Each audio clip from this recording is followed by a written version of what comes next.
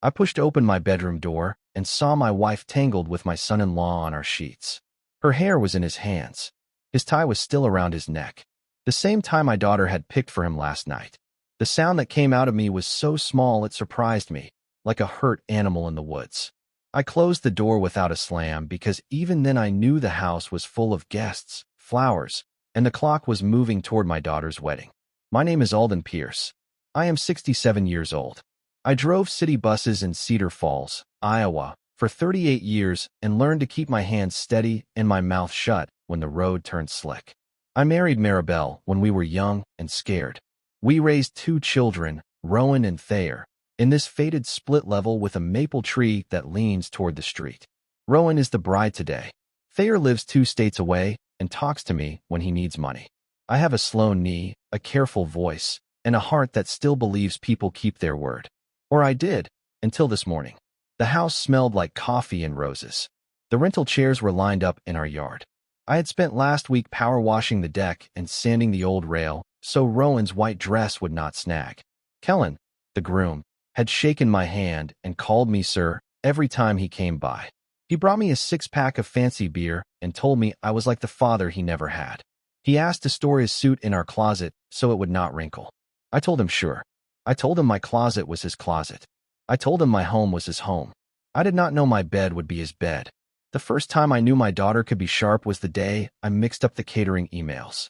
She rolled her eyes and said, "Dad, please, just don't touch the planning." I told myself she was stressed. I told myself bride snap and then say sorry. The sorry never came. Last night she told me, "Make sure you do not cry when we do the first look. It makes people uncomfortable."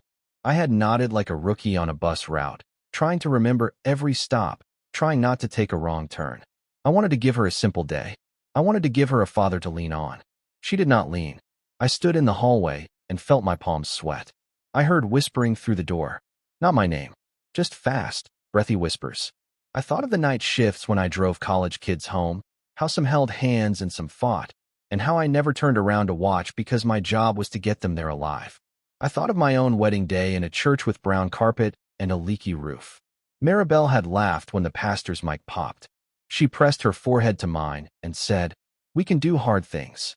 We did hard things for many years. Then came the easy lies. Someone knocked on the front door. Voices rose below. My sister, Maeve, had flown in from Arizona and was telling a story too loud because she never learned to whisper. The florist needed a check. The photographer wanted to hang Rowan's dress in our bedroom window because the light was soft there. My stomach twisted. I pictured the lens catching the shape of 2 bodies still fixing themselves in the reflection of our glass. I pictured the dress floating like a sail next to their heat. My hands shook. I looked down at them like they were not mine. I wanted to open the door again and shout. I wanted to wake the house like a thunderclap and let the truth run down the stairs on its own legs. But I kept hearing my daughter's voice from last week when she said, "Dad, it is my day. Please do not make it about you." I have been a man who takes orders. Drivers take the blame. Drivers say sorry when the schedule is late, even if a storm tore a pine tree across the road.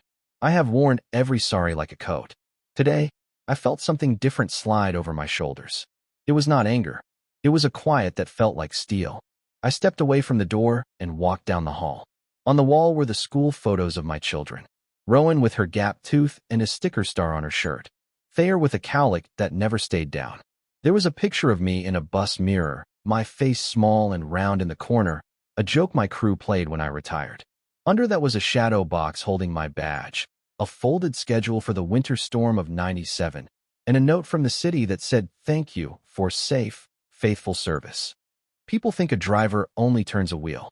They do not see how many times a driver plans an exit when the road disappears.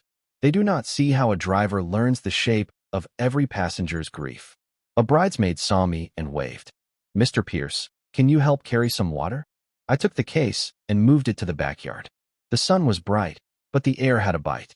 The maple leaves were starting to turn. Children were playing tag between the chairs. My sister pulled me into a hug and said, "You look like you did not sleep." I said, "I woke up early." That was not a lie. I had been awake before dawn, ironing my shirt again, making sure the crease looked right in photos. I wanted to hold today together with all the small things I knew how to do. Tape the extension cords down. Check the cooler ice. Keep the dog in the garage so it did not jump on the dress. I have always believed love is a list. Kellen came down the stairs 15 minutes later, crisp as a magazine ad. He clapped my shoulder and said, "Big day, sir." His eyes did not meet mine long. Maribel drifted behind him in a robe the color of pale peaches, her face soft, her hair pinned in a way I had not seen in years. She looked through me the way you look through a screen door when you are thinking about the sky. "Alden, the florist needs your checkbook," she said. She did not touch me. I thought of the years I mowed this lawn so she could have a smooth place to set up tables, in case one day our children wanted to celebrate here. I thought of the last winter when she said she wished we lived in a nicer part of town. I fixed the furnace myself and told her the house could still be warm. Rowan floated into the living room an hour later in a silk robe and bare feet. Her smile was wide and hard. She kissed Maribel's cheek. She hugged Kellen too long. She looked at me like I was a worker she had hired, not a father. "Dad, the arch needs flowers tied on both sides," she said. "Make sure it's symmetrical." I turned toward the yard and tied the flowers until my fingers felt raw. I thought about the first time she said, "Daddy," up, and how I had lifted her high and told her the names of clouds. I thought about the promise I made over her crib, that I would walk her down every hard hallway she ever had to face. Today, the hallway was mine. She did not know it yet.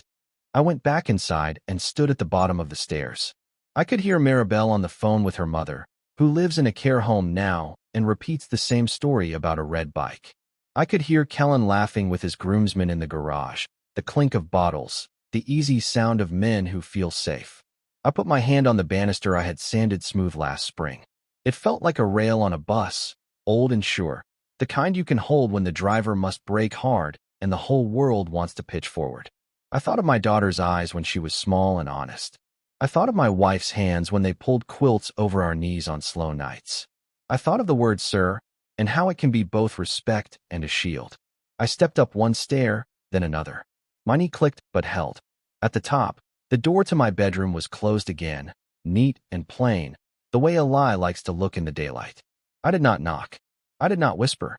I put my palm flat against the wood and felt the cool push back. Somewhere outside, a car door slammed, and someone shouted that the officiant had arrived. Music floated in from a speaker on the deck. I knew then that this day would not be simple, and it would not be quiet. I took a breath that tasted like old coffee and rose petals. Then I turned the knob. The door opened with a slow creak that seemed louder than thunder. The bed was made, neat as if no one had ever touched it. Maribel was standing by the window, pretending to check the curtains. Her face turned when she heard me, her lips parting in a way that almost looked rehearsed. There was no shame in her eyes, only calculation, the kind you see in people who have already decided what version of the truth they'll tell. Kellen was gone. His cologne wasn't. It hung in the air like something spilled and hidden under the rug. Maribel's hands trembled only once, when she picked up a hairbrush and set it down again. "Alden," she started, too calm. "I can explain." I didn't ask her to.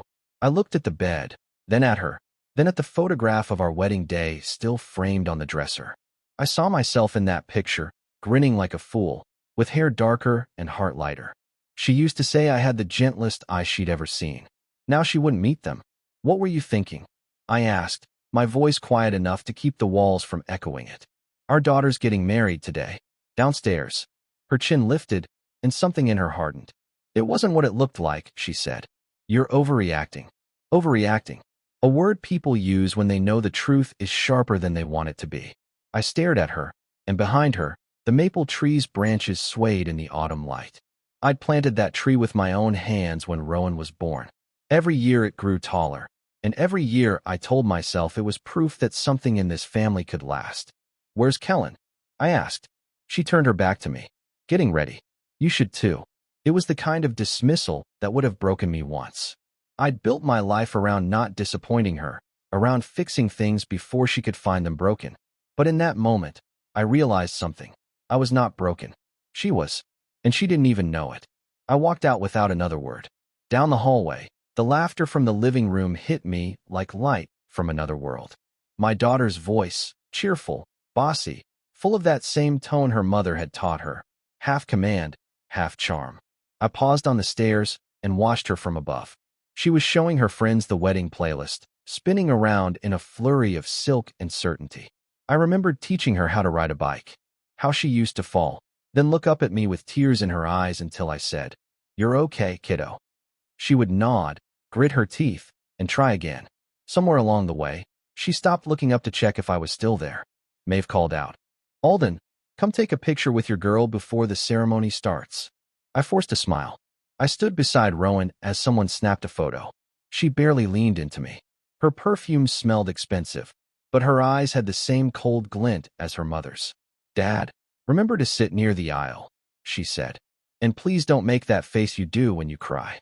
I wanted to tell her that her groom had already taken something sacred from this house. But how could I? It was her day, her dream. If I tore it down now, it would crush her. Maybe she deserved to know. Maybe she didn't. The photographer said, "One more shot. Smile, Mr. Pierce. Smile. Always smile." I'd done that my whole life. When bills came late, when Maribel drifted away, when my retirement dinner ended with people saying I'd earned my rest. Rest. That's what they call it when you're no longer useful. As the wedding guests began to arrive, I stood by the window and watched them cross the yard. Neighbors, co-workers, old friends. Everyone dressed in their best clothes, holding small boxes wrapped in ribbons. I wondered what they would say if they knew what was upstairs. The officiant's voice carried from the back porch. "Ladies and gentlemen, please take your seats." My hands shook slightly as I reached for my tie. It was the same one I wore when Rowan graduated college. She'd told me then, "You're the most dependable man I know." The irony wasn't lost on me now. Dependable men get replaced by charming ones.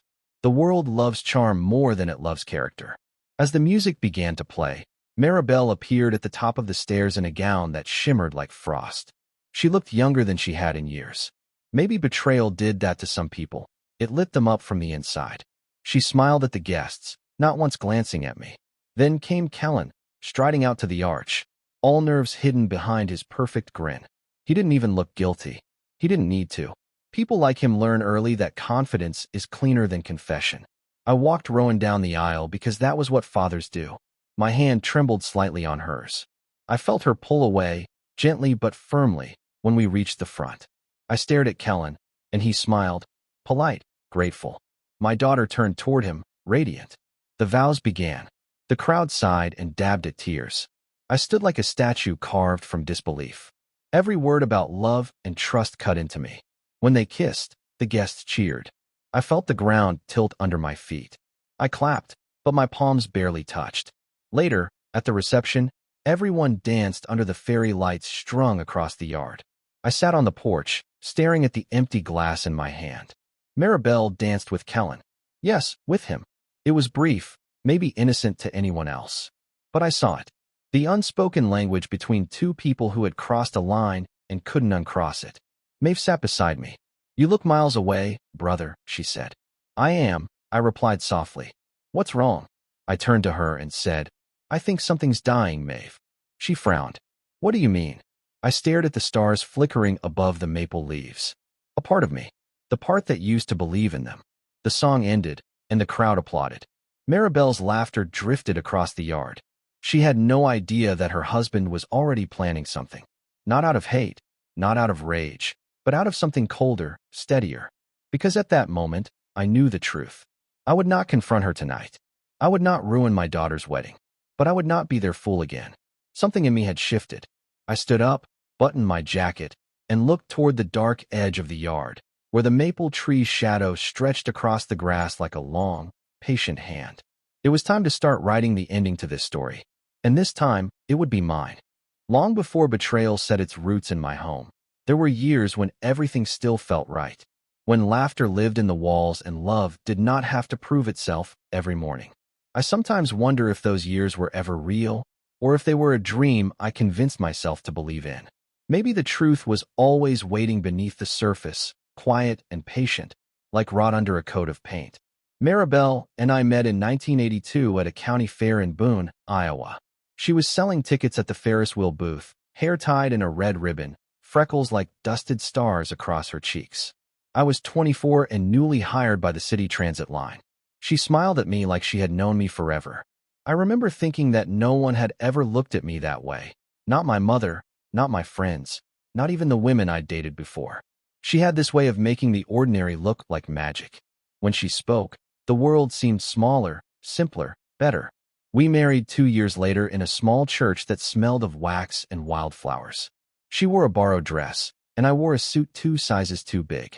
We had no money, but we had promises. She told me she wanted a home full of laughter. I told her I'd build it with my own hands. For a long time, I did. I worked the early routes, came home smelling like diesel and coffee, and she'd be waiting at the table with 2 plates and a smile. Those were the years that built my faith in her. Rowan was born on a rainy morning in April. I remember holding her, terrified I'd drop her, but she looked at me with eyes so calm it felt like she already understood the world. Maribel changed after that. Not worse, not better, just different. Her world narrowed to that baby, and I didn't mind. Watching them together was like watching sunlight move through glass. When our son, Thayer, came 3 years later, we were a full picture. A family, the kind you see in Christmas cards. But life has a way of shifting slowly, without warning. The first cracks appeared in small ways. Maribel started going out more. Book clubs, she'd say. Wine nights. I believed her. Why wouldn't I? I was tired from work, proud to give her what she needed. When Rowan hit high school, Maribel started talking about what she'd missed, dreams, travels, things she never got to do because she became a mother too soon. I tried to listen, but I didn't know how to help her chase what she'd lost. I thought love meant holding the fort while the other person wandered. I didn't realize sometimes love means asking them to stay. There were good moments too. Rowan's first school dance, when I taught her how to waltz in the living room. Thayer's graduation, when he hugged me tight and said, "You did good, Dad." Those memories kept me alive long after the laughter faded. But I began to notice Maribel's smile didn't reach her eyes anymore. She looked at me like she was counting the years instead of living them. Then came retirement. I thought it would bring peace, quiet mornings, slow walks, porch swings. Instead, it brought distance. Maribel hated the silence. She said I hovered too much. She started spending weekends volunteering at a local art gallery. I didn't question it. I didn't want to be the jealous husband. I told myself trust was what kept a marriage strong. Rowan met Kellen around that time. He was charming from the start, handsome, clever, full of stories about his work in marketing. He had that smile people trust too quickly. When he came over for dinner the first time, Maribel was more excited than Rowan. She wore her nice dress, the one she saved for special occasions. She laughed at every joke he told. I remember thinking, he fits in too easily. The night Rowan told us she was engaged, Maribel cried. Not tears of sadness, tears of something else. Pride, maybe. Or something deeper, something she couldn't admit. When I hugged Kellen, I saw the flash in his eyes. Calculated, confident. I told myself it was just nerves. But there was something about him that unsettled me, something slick beneath the surface. Looking back, I see the pattern clearly now. Every compliment, every glance, every extra smile. It wasn't sudden. It was slow and careful, like a thief learning a house's creaks before breaking in. And I let it happen. The day before the wedding, I remember standing in the kitchen, making coffee. Kellen came in early, barefoot, casual. He opened the fridge like he owned it. "You're a lucky man, Mr. Pierce," he said. "A family like this doesn't come around often." His tone was warm, but his eyes were distant. When he left the room, Maribel walked in.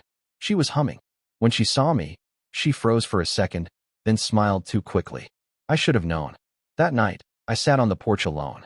I watched the lights of the town flicker through the trees. The air smelled like rain and cut grass. I thought about the years I'd given her, the birthdays forgotten because I was driving, the nights I came home too late, the times I said, "Next weekend, honey," and never followed through. Maybe that's how love fades. Not through anger, but through small neglects that no one notices until it's too late. But what they did, was not neglect.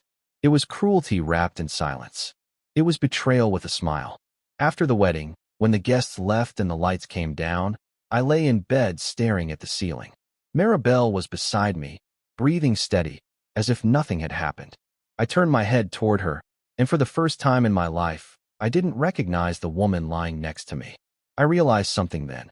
I could forgive being unloved, but I could not forgive being disrespected. That night, as the clock ticked past midnight, I decided I would not leave this world as the man everyone pitied. I would not be another old fool who smiled his way into invisibility. No, I would do what I'd done my whole life: study the road, find the turns, and drive straight through the storm. And this time, when the light changed, it would be my hand on the wheel. Morning light crept through the blinds like an uninvited guest. Maribel was still asleep beside me, her hand stretched across the empty part of the bed where Kellen had once been. I stared at the ceiling, the faint hum of the refrigerator downstairs sounding louder than it should. Something in me had gone cold. Not dead, but changed. Like the calm that comes after a blizzard. Everything looks still, but beneath the snow, things are shifting. When she finally stirred, she acted like everything was normal. She talked about brunch plans, thank you cards, and how beautiful the wedding had been. Her voice was light, casual, but I saw the flicker of nerves under her words. She didn't know how much I'd seen. She didn't know what I was capable of when I stopped loving her. "Morning, Alden," she said softly, pouring coffee. "You okay?" "Never better," I replied, the lie smooth on my tongue. "You?" She smiled, relieved. "Just tired. Big day yesterday." I nodded, pretending to sip my coffee. I'd learned long ago that you can tell more from silence than you can from words. She filled the kitchen with chatter, trying to fill the space where the truth should have been. That was when I decided I wouldn't confront her yet. People like Maribel and Kellen needed to believe they'd won. They needed comfort to let their guard down. I'd give them that comfort, for now. I spent the next few days moving like a ghost through the house. Fixing loose nails, cleaning the gutters, mowing the lawn. The same chores I'd always done, but with new purpose. I needed time to think.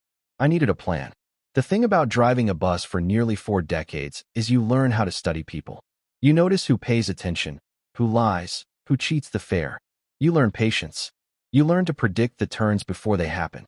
My life had always been about keeping people safe, steering through chaos. This was no different. Kellen and Rowan came by 2 days later to pick up a box of decorations. When they pulled into the driveway, I felt that same tightness in my chest. My daughter ran to hug Maribel first. Then me, briefly. Her perfume smelled expensive, foreign. "We're moving next week," she said, beaming. "Kellen found us a place in Des Moines. Big kitchen, 3 bedrooms." "That's nice," I said. Kellen shook my hand like a politician. "Mr. Pierce, thank you again for hosting the wedding. Couldn't have done it without you." His eyes didn't waver. He had the same confidence he'd had that morning in my bedroom. But now I saw it clearly. It wasn't confidence. It was arrogance. As he turned to load the car, I looked at Maribel. She was watching him, not me.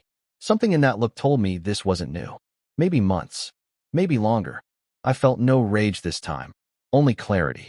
That night, I drove to the storage unit I'd kept since retirement. Inside were boxes of old tools, records, and photo albums.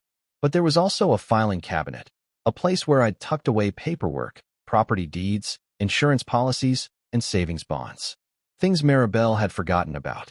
Things I'd built quietly, piece by piece, over the years. She thought I was careless with money. She didn't know I'd always been saving for a just-in-case. Well, this was the case. I pulled out the deed to the house. My name only. When we refinanced 15 years ago, she'd signed it over to me for tax reasons. I remembered the moment clearly. She'd been annoyed by the paperwork, waved her hand, and said, "Just do whatever makes sense." I smiled. It made sense now. The next day, I visited the bank. I set up a new account, one she couldn't touch. I transferred what I could, slow and steady, making sure it didn't raise flags. I wasn't planning to ruin her. I was planning to free myself. For years, she'd said things like, "You'd be lost without me," or "Who'd cook your meals?" or "What would you even do on your own?" She said it jokingly, but jokes often tell the truth. I'd started to believe her. But now, as I signed the final form at the bank, I realized something. I wasn't lost. I was found. That evening, I sat on the porch with Maeve. She'd stayed behind after the wedding, suspicious of how quiet I'd been. "You look like you're building something in your head," she said. I smiled faintly. "Maybe I am." "You're not going to do something stupid, are you?" "No," I said, watching the sun dip behind the maple tree. "I'm going to do something smart." She studied me, then nodded. "Whatever it is, make sure it's for peace, not pride." "Peace," I said softly. "Always peace." In the weeks that followed, I played my part well. I cooked dinner. I laughed at her stories. I even suggested we visit Rowan and Kellen in Des Moines once they were settled. Maribel's guard began to drop. She thought the worst had passed. Then one morning, I came downstairs early and found her on the phone. Her back was turned, her voice low and hurried. She said his name, Kellen. I stood in the doorway, quiet as breath. Yes, I miss you too, she whispered. But we have to be careful. He's been acting strange lately. Suspicious. A pause. Then she laughed softly. No, he'd never do anything. He's too predictable. Predictable. I walked out of the house that morning with a calm so deep it scared me. I didn't need to hear more. I already knew enough. That evening, I made her favorite meal: roast chicken, mashed potatoes, and honeyed carrots. We sat across from each other, candles flickering. It almost felt like old times. When she reached for my hand, I let her. I smiled even. I've been thinking, I said. Maybe we should take a trip. Just us. Somewhere quiet. Her eyes brightened. Really? That sounds wonderful. Yes, I said. I think it's time we see things clearly. She didn't know what I meant. But she would. Because this wasn't just about her. It was about me. It was about taking back the years that had been stolen from me by comfort, by loyalty, by fear. It was about reminding her, and myself, that even an old driver knows how to find his way home. And this time, I wasn't stopping at any more red lights. We left the following Friday morning.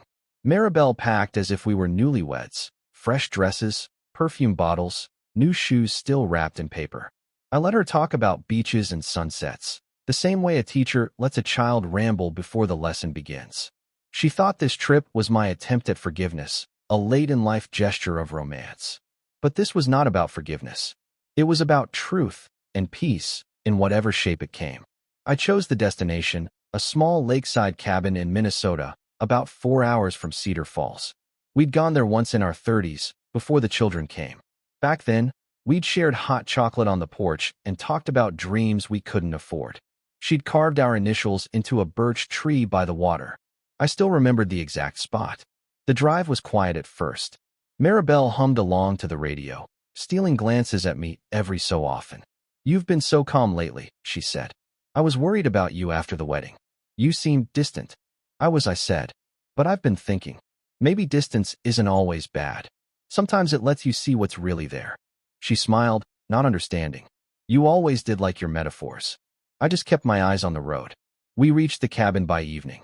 It looked the same. Peeling paint, a porch swing still creaking in the wind.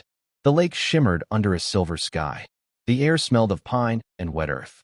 As I unloaded the car, Maribel came up behind me and wrapped her arms around my waist. Thank you for this, she whispered. Her touch used to melt me. Now it only reminded me of the distance between truth and illusion. That night, we had dinner by the fire, simple food, red wine, laughter that didn't quite fit. She talked about Rowan and Kellen, about how happy they looked, about how she wanted grandchildren soon. Every word she said felt like a thread pulled tighter around my chest. I waited until she was halfway through her glass before I spoke. Maribel, I said, my voice steady. How long have you been seeing him? The sound of the fire filled the silence. Her hand froze around the stem of her glass. What? Kellen, I said. Our son-in-law. Her lips parted, but no words came. I could see her mind spinning, searching for a lie that might hold. Alden, don't, I said quietly. I saw you. The morning of the wedding. Her face went pale. It wasn't. It was, I interrupted. You don't have to explain. I already know everything that matters. She set the glass down, trembling. It was a mistake, she said finally. I don't even know how it happened. He was there for me when you weren't. There it was, the old refrain. My absence. My silence. My long hours behind the wheel. I'd been the dependable man who worked too much, loved too quietly, forgave too easily. Do you love him? I asked. She hesitated. Just long enough to tell me the truth. I don't know. I nodded slowly. That's what I thought. We sat in silence for a long time. The fire crackled, shadows dancing on the log walls. Outside, the lake was calm, almost still. Finally, I stood and walked to the door. Come with me, I said. She followed me out to the porch, confused, shivering slightly in the cold air. The moon hung low over the water. The birch tree with our initials still stood, scarred but standing. I pointed to it. Do you remember carving that? She nodded. Of course. You said it would last forever. It did, I said softly. But we didn't. Her eyes filled with tears. Alden, please. I know I hurt you. I know I broke something that can't be fixed. But don't throw everything away. We've had a life together. Yes, I said. And that's exactly what I'm saving. She looked confused. Saving? I reached into my coat pocket and pulled out an envelope. Inside were papers, the deed to the house, the new account information, and the divorce petition already signed. Her name wasn't on any of it. Her breath caught. What is this? My piece, I said. The house, the accounts, the retirement. It's all mine now. You'll get what's fair, but you won't get to keep pretending. Her voice cracked. You planned this. I planned my freedom, I said. You planned your lies. She stepped closer, desperate now. You can't just walk away. What about Rowan? What will she think? I met her eyes. She'll think her father finally learned what self-respect looks like. For the first time, she didn't have a comeback. She looked small, fragile, like a woman caught in her own web. I'll tell her, she whispered. I'll tell her everything. No, I said. You won't have to. I already did. Her face crumpled. You told her? I nodded. Not the details. Just enough for her to understand what kind of man she married, and what kind of woman raised her. Tears rolled down her cheeks. You've ruined her life. No, I said quietly. I've saved it. She sank to her knees on the porch, sobbing. I stood still, watching the lake shimmer behind her. I didn't feel triumphant. I didn't feel cruel. I just felt done. After a long time, I said, you can stay here tonight. I'll drive back in the morning. She looked up, broken. And then what? And then, I said, you'll start over. And so will I. I turned and walked inside, leaving her beneath the stars. That night, as I lay on the couch staring at the ceiling, I felt something I hadn't felt in years. Not happiness, not anger, just peace. A clean, quiet kind. When I woke up the next morning, Maribel was gone. The car was still there, but her bags were missing. On the table sat a note, written in her looping handwriting. I'm sorry. Tell Rowan I'll call her when I can. I folded the note and slipped it into my pocket. Then I stepped outside, looked at the lake, and breathed in the cold morning air. For the first time in decades, I didn't feel like I was waiting for anyone. The driver in me, the man who'd spent his life steering others safely home, had finally parked the bus. And this time, he was walking his own road. The morning I came back from the lake, the house felt heavier than usual. The air had that silence that follows an argument, even though no one was there to speak. Maribel's things were still scattered across the bedroom. Her hairbrush, her scarf, a drawer half open. She hadn't called. She wouldn't, not yet. And that was fine. I needed space to remember how to live alone again. I made coffee and sat by the window, watching the maple tree outside. A few leaves had fallen, soft and red on the grass. They reminded me of the day Rowan learned to rake them into piles just to jump through them again. She used to laugh so hard she'd lose her balance, and Maribel would scold her for making a mess. Let her play, I'd say. The leaves will come back next fall. But now, sitting in that same chair, I realized how wrong I'd been. Things don't always come back. Sometimes, they rot quietly and disappear. The phone rang around 10. It was Rowan. Dad. Her voice was tight. Morning, sweetheart, I said softly. How's Des Moines? Silence. Then, I talked to Mom. I leaned back, staring at the floor. I figured you would. She told me everything, Rowan said. Or at least her version. And what's that version? That she hesitated. You're confused, and she made a mistake. But it wasn't what you think. I let out a long breath. Did she tell you about the morning of the wedding? Another silence. Then a whisper. She said you walked in on something that wasn't real. I almost laughed. Wasn't real, I repeated. That's one way to describe betrayal. Dad, her voice cracked. You're saying it's true? Yes, I said. It's true. I heard her breathing quicken. With Kellen? Yes. For a long moment, there was nothing but static between us. Then a sob, muffled, angry. No, you must have seen it wrong. He wouldn't, he couldn't. He did. Her voice dropped to a whisper. Why would she do that? I didn't answer. How could I explain decades of quiet resentment, unspoken jealousy, and slow decay? How could I explain that sometimes people hurt others not because they stop loving them, but because they stop loving themselves? Rowan, I said gently, you don't have to believe me. You just have to look for the truth yourself. You'll see it in how they look at each other. You'll see it in the silences between their words. I can't, she said. I don't want to. I know. She was quiet for a long time. When she finally spoke, her voice had changed, lower, older. I thought Mom and Kellen were all I had. I thought you were just tired. You were always working, always distant. I was working for you, I said softly. For all of us. I know that now, she whispered. But when I was little, I just wanted you to be home. Mom said you loved your job more than us. I closed my eyes. The words cut deep, not because they were cruel, but because they carried a sliver of truth. I had worked too much. I believed providing was the same as loving. I'd been wrong about that. I'm sorry, I said quietly. Don't be, she said. You were the only one who ever showed up when it mattered. I see that now. We sat in silence again, the kind that speaks louder than words. Dad, she said finally, her voice trembling. I need to ask you something. Anything. Do you want me to leave him? The question hit me like a wave. I hadn't expected it. I wanted to say yes. I wanted to tell her to pack her bags, to run before he did to her what he'd done to me. But that wasn't my choice to make. I want you to see him for who he is, I said, and then decide if that's the kind of man you want to spend your life with. Her voice broke. What if I can't forgive him? Then you don't, I said simply. Forgiveness isn't an obligation, it's an option. We ended the call with quiet goodbyes. I knew what was coming. Rowan was her mother's daughter, proud, sharp, but deep down, she had my patience too. I knew she wouldn't ignore the truth for long. 3 days later, she showed up at my door. Her eyes were red, her clothes wrinkled, her hands shaking. She looked like someone who'd finally seen the fire she'd been standing in. I confronted him, she said before I could even speak. He didn't deny it. I stepped aside to let her in. She sat on the couch, buried her face in her hands, and cried the way only someone betrayed by their own blood can cry. I didn't touch her. I just sat beside her, silent, letting her break without interruption. When she finally spoke, her voice was hoarse. How could she? How could he? I stopped asking that question. I said, some people are storms, Rowan. They can't help but destroy what they touch. She wiped her eyes.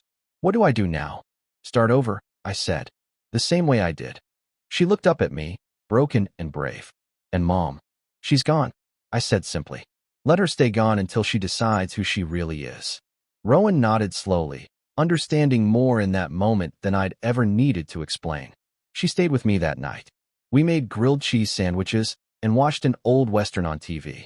For the first time in years, we laughed. Real laughter, the kind that fills the space betrayal leaves behind. Later, when she went to bed, I stepped out onto the porch. The night air was cold and clean. The maple tree rustled softly in the wind. For the first time, I didn't feel like a failure. I felt like a man who had survived. Behind me, Rowan's voice came softly from the doorway. Dad, yes. She hesitated, then said, thank you for not giving up on me. I turned and smiled. Never, kiddo. You were always worth the drive. She smiled through her tears, and in that moment, I realized something beautiful. Sometimes, redemption doesn't come from revenge. It comes from being the last person standing when the lies finally fall. And as I stood there beneath the old maple, I knew the road ahead would still have turns, but this time, I wouldn't be driving alone. It had been nearly 3 months since Maribel left. In that time, the house had changed its sound. The walls no longer echoed with tension, the air no longer smelled of her perfume, and the silence, once unbearable, had turned peaceful. Rowan was still staying with me, at least for now. She'd filed for a separation from Kellen, though I could tell the decision haunted her. Losing a marriage is like losing a limb. You can live without it, but the ache never truly goes away. Every morning, I made 2 cups of coffee, one for her, one for me. She always took hers black, no sugar, just like her mother. Sometimes I'd watch her sitting by the window, staring at the yard like she was waiting for something. Maybe closure, maybe an apology, maybe both. I didn't ask. Some lessons can't be taught, they can only be lived. It was a Sunday when the past decided to show up. The sky was overcast, and the wind carried that faint chill that warns of winter. Rowan was at the market, and I was out front trimming the hedges when a car pulled into the driveway. A silver sedan I didn't recognize at first. Then she stepped out. Maribel. Her hair was shorter, streaked with more gray than I remembered. She looked older, tired, but not fragile. She carried herself like someone who had spent too many nights rehearsing what to say. In her hands was a small paper bag, the kind that holds homemade food or peace offerings. Alden, she said, her voice thin, can we talk? I didn't answer right away. I finished trimming the last branch, brushed off my gloves, and said, you're already here, aren't you? She smiled weakly. I didn't know if you'd even open the door. I didn't, I said, nodding toward the yard. You found me. She stepped closer. Can we sit? I hesitated, then motioned toward the porch. We sat on opposite ends of the bench, a gulf of memories between us. She handed me the paper bag. Inside was a small loaf of banana bread, my favorite, the kind she used to make every Sunday morning. I set it beside me without touching it. I've been staying with my sister in Cedar Rapids, she said softly. I needed time. I figured, I said. I didn't come to ask for forgiveness. Good, I said. I don't have it to give. She winced but nodded. I came because I wanted you to know. I'm sorry. Not for being caught, but for everything that came before that. For letting our life become routine. For needing something I couldn't even name. His name was Kellen, I said flatly. She looked down. Yes. For a long moment, the only sound was the wind moving through the maple tree. I thought I was invisible, she said finally. When you retired, you looked at me like a stranger. You had your routines, your quiet, your bus stories. I didn't know where I fit anymore.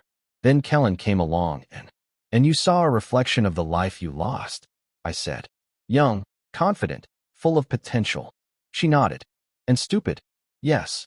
I leaned back against the bench. You know, I've spent a lot of time trying to understand why you did it. But I realized something. Sometimes, there's no reason good enough. People just break what's in front of them. Her eyes welled up. You always were the kind one. I shook my head. Not anymore. She looked away. How's Rowan? Recovering, I said. She knows everything now. Her lips trembled. She won't answer my calls. She will, I said quietly. When she's ready. Maribel nodded slowly, staring out at the street. You were always steady, Alden. That's what drew me to you. And what drove me away. I almost smiled. Funny thing about steadiness, it doesn't make headlines, but it's what keeps bridges standing. She looked at me then, really looked. You deserve someone who sees that. I do, I said. And for once, I think that someone might be me. A faint smile flickered across her face, sad, almost relieved. I'm glad you found peace. I didn't find it, I said. I built it, piece by piece. We sat in silence for a while longer. Then she stood up. I won't come back again, she said. I just needed to face what I broke. I nodded. Goodbye, Maribel. Goodbye, Alden. She walked to her car, but before getting in, she turned back. You were a good man, she said softly. I still am, I replied. She smiled, nodded once, and drove away. When the car disappeared down the road, I looked at the banana bread beside me. I didn't throw it away. I didn't need it either. I just left it there, a symbol of what once was a sweet thing turned stale. That evening, Rowan came home. Who was here? She asked, noticing the empty driveway. Your mother, I said. She froze. What did she want? To say goodbye. Rowan hesitated, then sat beside me on the porch. Do you think she meant it? I think she meant whatever she could live with, I said. We watched the sunset together in silence. The sky turned orange, then purple, then dark. After a while, Rowan said, You know, I always thought you were the quiet one in this family. Turns out, you're the strongest. I smiled faintly. Strength isn't loud, kiddo. It just doesn't give up. She leaned her head on my shoulder. For the first time, I felt something I hadn't felt in years, a future. Not the one I planned, not the one I lost, but a quiet, honest one that still had room for joy. As the stars came out, I realized the past had finally stopped knocking. It had been let in, faced, and sent on its way. And in its place, the sound of something new, peace, steady and real. Winter came quietly that year. The maple tree outside my window stood bare, its branches stretching into the gray sky like the fingers of an old friend waving goodbye. The air was crisp, the kind that makes every sound sharper. The hum of the furnace, the creak of the porch boards, the soft tap of snow against the glass. Life had slowed to a steady rhythm again. It had been 6 months since Maribel's visit. She never came back, and I never expected her to. Rowan had moved into her own apartment across town, teaching art classes at the community center. Sometimes she brought over dinner. Sometimes she just brought laughter. That was enough. Most mornings, I sat at the kitchen table with my coffee, and thought about how strange peace can feel after chaos. It's not loud or triumphant. It's quiet, ordinary, like a room that finally exhales after holding its breath too long. One morning, a letter arrived. The envelope was plain, handwritten, addressed simply to Alden Pierce. No return name, just a familiar handwriting I hadn't seen in months. I knew before I opened it. I held it for a long while, my fingers tracing the edge. Part of me wanted to throw it away unopened. Another part, the same one that had kept every drawing Rowan ever made, needed to know what words she'd chosen this time. I unfolded the letter slowly. Alden, I've started over in a small town near the lake. I teach piano at the church here. The days are quiet, the nights colder than I expected. I think about you often, not in guilt anymore, but in gratitude. You taught me steadiness, and I only understood its value when I lost it. Rowan still doesn't speak to me. That's fair. I earned her silence. But I hope she knows I'm proud of her, even if I don't deserve to say it. I don't expect forgiveness. I just wanted you to know that I remember every good thing. The way you made the kids laugh. The way you used to hum before bed. The way you fixed everything that broke, even when you were tired. I hope you're happy now. Truly. Maribel. I read it twice, then folded it neatly and placed it back in the envelope. For a moment, I just sat there, listening to the ticking of the old kitchen clock. There was no anger left. No pity either. Just a deep, quiet understanding that some things end not because of hate, but because they can't go on pretending to be love anymore. I didn't write back. There was nothing left to say, but I didn't throw the letter away either.